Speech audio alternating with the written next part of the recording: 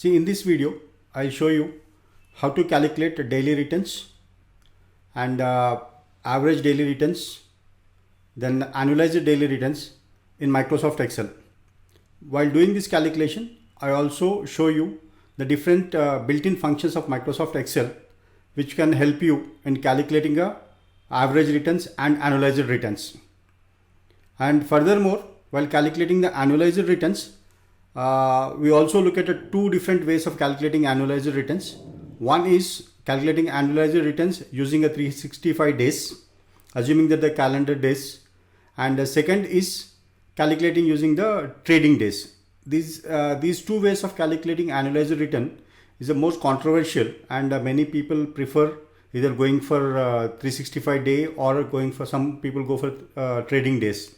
So according to your instructor or your institution, or based on your convenience, you can use either the 365 day or a trading day. So I'll show you how to calculate all this in Excel.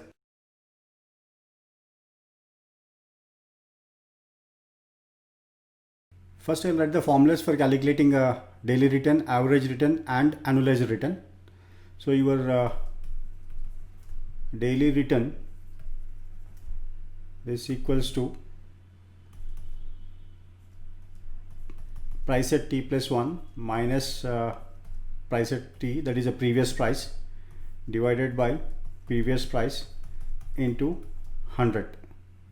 So current price minus previous price divided by previous price into 100 is how we calculate the daily return. Daily average return, this equals to summation of x by n. So here x is daily return and n is number of days. Then finally, to calculate the annualized daily return, this equals to 1 plus r raised to the power of 365 minus 1, and to get this in percentage, times 100. These are the three equations that we use here. Now I'll explain this with an example. Now here I sourced data for Britannia Industries 1st April 2019 to 31st March 2021 financial year data is here. So we'll start with calculating the daily return. Now first cell we keep this blank because you don't have any previous day's value here. So we'll start with the second day. This here, first you need to type the equal to sign. So when you type a equal to sign, you are instructing Excel to perform certain calculation. So equal to, open a bracket, and then first cell the today's price. This is a today's price. Click on this cell, minus, click the previous day's cell. So here previous day value, and close the bracket, divided by previous day into 100, and press enter key. So you got a daily return, that is in percentage terms. Now why we are using a brackets here in a formula is because Excel has an operator precedence and then it follows the BODMAS. So you need to be very careful in giving instructions to the Excel to perform a calculation. Now once you are done with this calculated for one day, on this cell to the right corner, right bottom corner, place your cursor. You will find an plus icon. So this small plus icon will be here. Double click on this. Once you double click on this, you get values for all the days. Say from beginning of 1st April 2019 to March 31st. This is an autofill function in Excel. Now we have completed calculating your daily return.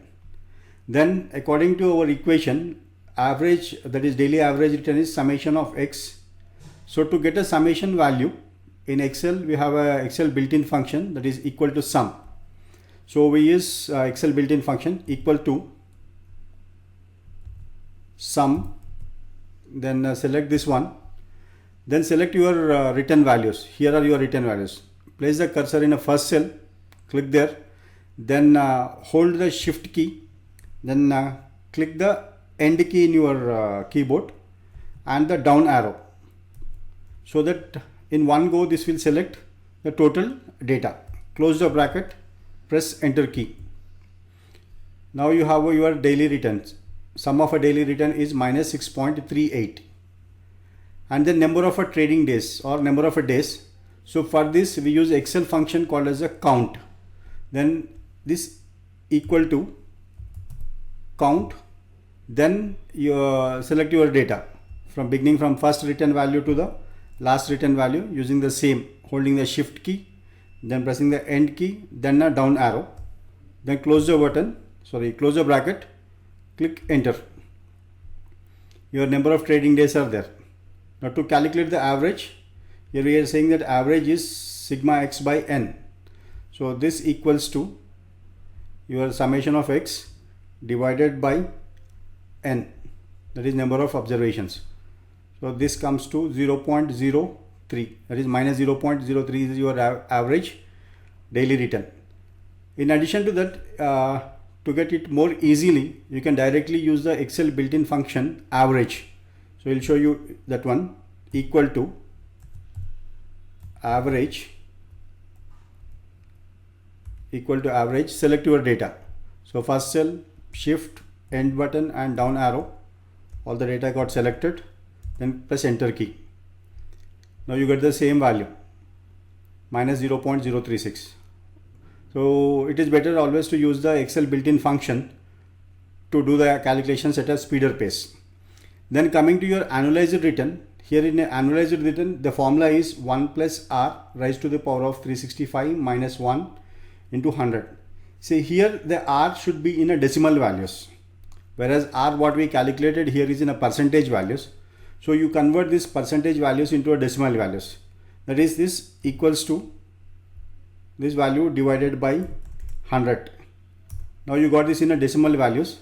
Just we'll format this cell to see the numbers.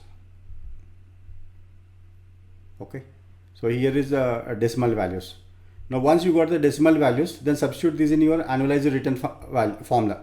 So this equals to 1 plus your r in the decimal values, then this raised to the power of, you have a raised to the power of symbol there, raised to the power of 365 minus 1.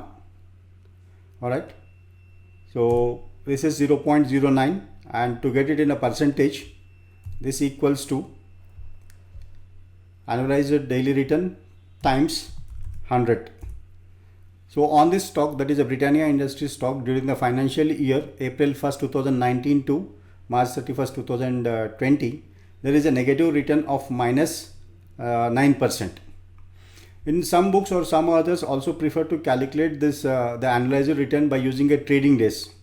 There are different reasons for that. I am not going to go in detailed description of this, but I will show you how to calculate, and there will be a variation between annualized return calculated using 365 days and annualized daily return calculated using a trading days.